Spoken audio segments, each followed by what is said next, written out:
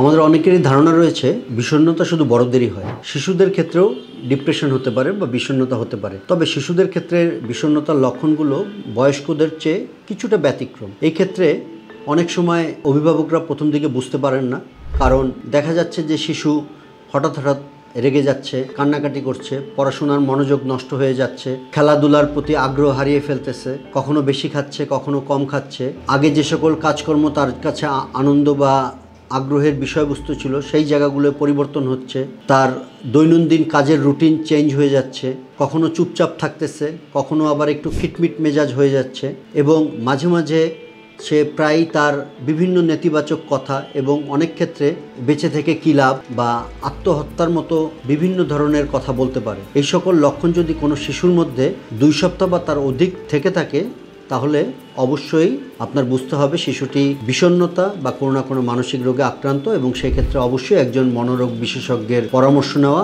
খুবই প্রয়োজন।